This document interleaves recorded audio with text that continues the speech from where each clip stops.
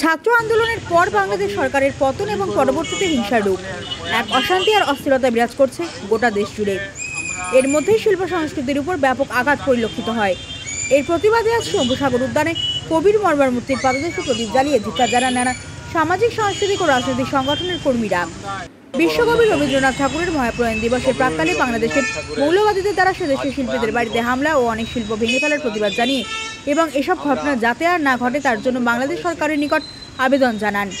প্রতিবাদে সামিল হয়ে নিজের মতামত তুলে ধরেন ASTC chairman mission Ranjan Das, Karimganj জেলা কংগ্রেস সভাপতি রজত চক্রবর্তী, করিমগঞ্জ বিজেপি শহর মণ্ডল সভাপতি কিশোর দে, প্রেস ক্লাব করিমগঞ্জের সম্পাদক অরূপ রায় প্রমুখ।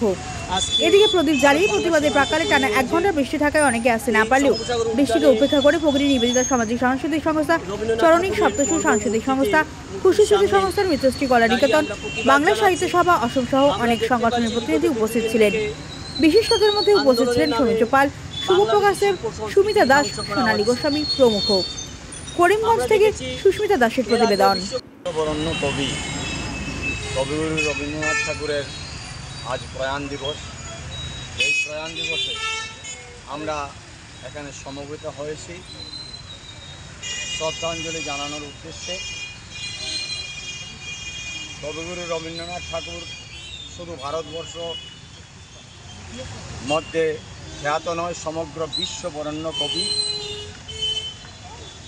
আমরা আজকে ওনার প্রয়াণ দিবসে আমরা ওনাকে শ্রদ্ধাঞ্জলি জানাচ্ছি।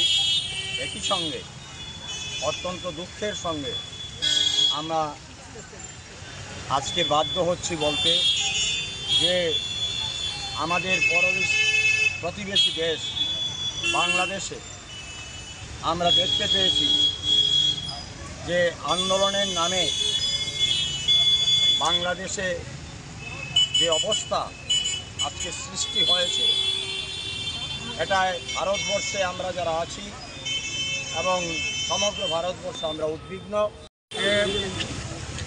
বিশ্বকবি কবিগুরু রবীন্দ্রনাথ ঠাকুরের প্রয়াণ দিবস, আর এই উপলক্ষে আমরা এই মুহূর্তে সন্ধ্যার সময় করিমগঞ্জের রবীন্দ্র মূর্তির পাদদেশে আমরা সমবেত হয়েছি। আমরা এই সন্ধ্যায় দীপ প্রজ্বলন করে এই প্রয়াণ দিবস আমরা স্মরণ করছি। কবিগুরু রবীন্দ্রনাথ ঠাকুরের আদর্শ বিস্তার লাভ করুক, আমরা সকলে যেন স্মরণ করি, তার প্রেরণা যাতে আমরা গ্রহণ করি এই কামনা করব। আমরা অত্যন্ত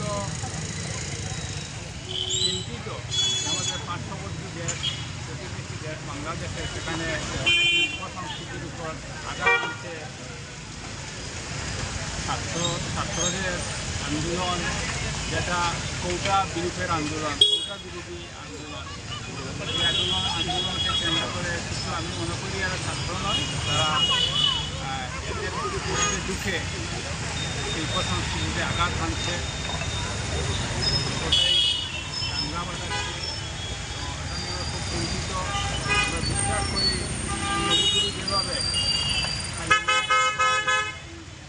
সহাবস্থানের বার্তা আমাদেরকে দিয়েছিলেন, এই বার্তা যেন তাদের মধ্যে বিরাজ করে এবং বাংলাদেশের শান্তি বিরূপ, সেটা আমরা চাই। বাংলাদেশ সম্পর্কে বেশি কিছু বলার নেই, তাদের নিজস্ব ব্যাপার কোথা থাকবে কি না, সরকারে থাকবে কি এটা আমাদের বলার কিছু নেই। কিন্তু প্রতিবেশী দেশ হিসাবে তাদের বাংলাদেশে কোনো প্রকারের অশান্তি বিরাজ করলে এই দেশেও চাপ আছে। আমরা আশা করব বাংলাদেশও কবিগুরু রবীন্দ্রনাথের প্রেরণা এটা যেন তারা গ্রহণ করে এবং সেই দেশে যাতে ভারতবর্ষে আজকে ভারত বাংলা সীমান্ত করিমগঞ্জের এই শম্ভুসাগর উদ্যানে রবীন্দ্রনাথ ঠাকুরের মর্মর মূর্তির সামনে দাঁড়িয়ে আমরা প্রতিবাদ জানাচ্ছি। আমরা দেখতে পাচ্ছি বিগত কিছুদিন থেকে আন্দোলনের নামে বাংলাদেশের শিল্প সংস্কৃতি ধ্বংস করা হচ্ছে। আমরা দেখেছি এর আগেও বিশ্বকবি রবীন্দ্রনাথ ঠাকুরের মর্মর মূর্তি ভাঙা হয়েছিল।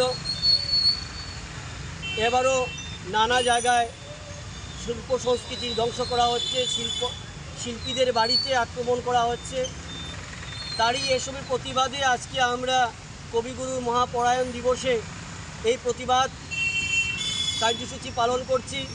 আমরা প্রদীপ জ্বালিয়ে এই নীরবতা প্রতিবাদ পালন করছি। আমরা বাংলাদেশ সরকারের নিকট আবেদন জানাচ্ছি, এইভাবে শিল্প সংস্কৃতি ধ্বংস করবেন না এবং বিশ্বকবি রবীন্দ্রনাথকে পূর্ণ মর্যাদা দেওয়া হোক। কারণ বিশ্বকবি রবীন্দ্রনাথ ঠাকুর শুধু ভারত এবং বাংলাদেশের নয়, গোটা বিশ্বের।